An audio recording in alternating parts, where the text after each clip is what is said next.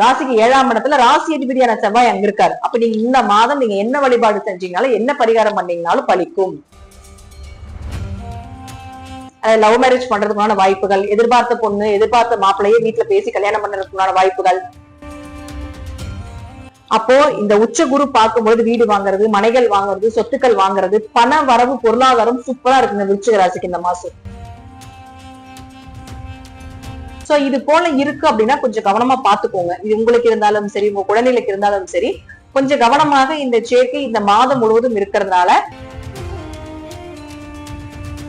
செவ்வாய் 7ஆம் வீட்டுல இருக்கும்போது கடன் வாங்குறது இதெல்லாம் கொஞ்சம் தவிர்த்துக் கொள்வது நல்லது. தாந்திரிக பரிகாரமாக விருச்சிக ராசிக்காரர்கள் செய்ய வேண்டியது என்ன அப்படின்னு பாத்துட்டீங்கன்னா, இந்த மாதம் முழுவதும் தினமும் காலையில சூரியனுக்கு ஒரு செம்பு பாத்திரத்துல ஒரே ஒரு சொட்டு நெய் அதுல விட்டுருங்க. அந்த தண்ணியும்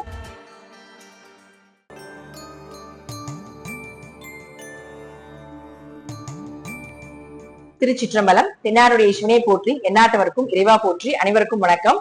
இன்னைக்கு நாம டெம்பிள் எக்ஸ்பிரஸ் சேனல்ல ஜூலை மாத பலன்களை பத்தி பார்க்க போறோம். ரொம்ப எக்ஸ்க்ளூசிவான பதிவுங்க. விருச்சிக ராசிக்கு உண்டான ஜூலை மாத பலன்கள் இப்ப இருக்குன்னு பார்க்கலாம். விருச்சிக ராசியை பொறுத்த வரைக்கும் பாத்துட்டீங்கன்னா, ராசி அதிபதி 7ஆம் வீடு அப்படின்னு சொல்லக்கூடிய பரிகார ஸ்தானத்துல இருக்கிறார். ஒரு ஜாதகத்துல பரிகாரம் பண்ணா பலிக்குமா பலிக்காதா?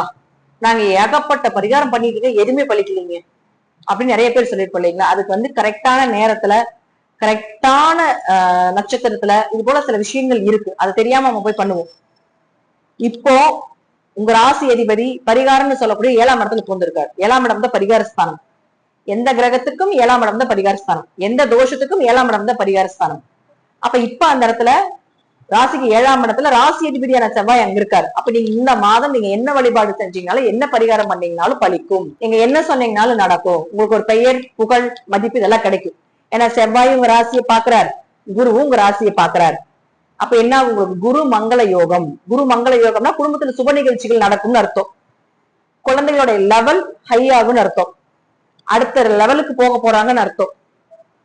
நகை வாங்குறதுனால ஒரு வாய்ப்புகள் கிடைக்கும்னு அர்த்தம். இதெல்லாம் நிச்சயமா விருச்சிக ராசிக்கு இந்த மாதம் நடக்கிறதுக்கு வாய்ப்புகள் உண்டு.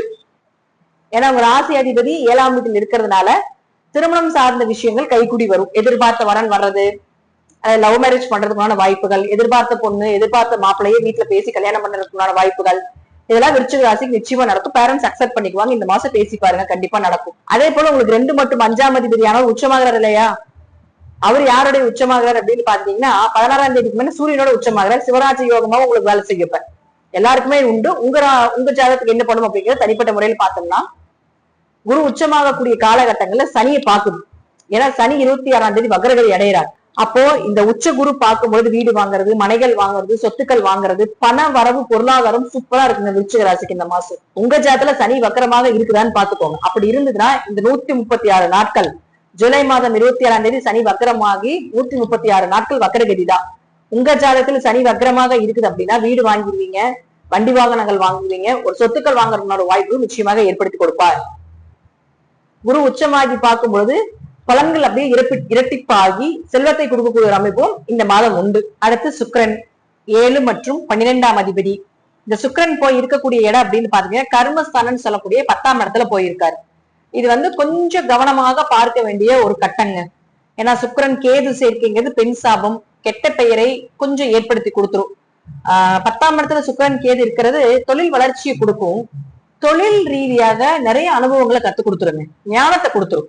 பட் இருப்பினும் உங்க ஜாதகத்துல சுக்கிரன் கேது, சுக்கிரன் ராகு, அதே போல பாத்தீங்கன்னா சுக்கிரன் வாங்கி இருக்கிற சாரம் ராகு கேதுக்களாக இருக்கிறது, ராகு கேதுக்கள் வாங்கி இருக்க சுக்கிரன் சாரமாக இருக்கு, சுக்கிரனுக்கு திரிகோணத்தில் ராகு கேதுக்கள் இருக்கிறது. இதெல்லாம் இந்த சேர்க்கையினுடைய ஒரு அமைப்பு.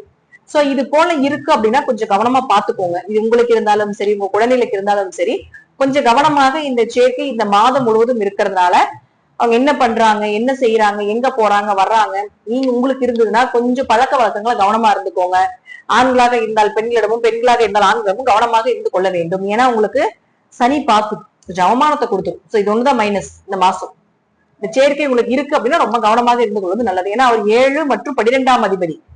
12ஆம் இடம் அப்படிங்கிறது தான் உங்களுக்கு முழுக்க முழுக்க உடலுறவை சொல்லக்கூடியது, அந்யூனியத்தை சொல்லக்கூடியது. சோ இதுல கொஞ்சம் மிஸ்டேக் பண்ண வச்சிரும், தன்னையே மீறி தேவையில்லாத வேற தொடர்புகள் மூலமாக. இதுலயே கொஞ்சம் கவனமாக விருச்சிக ராசி என்பவர்கள் இருந்து கொள்வது என்பது நல்லது.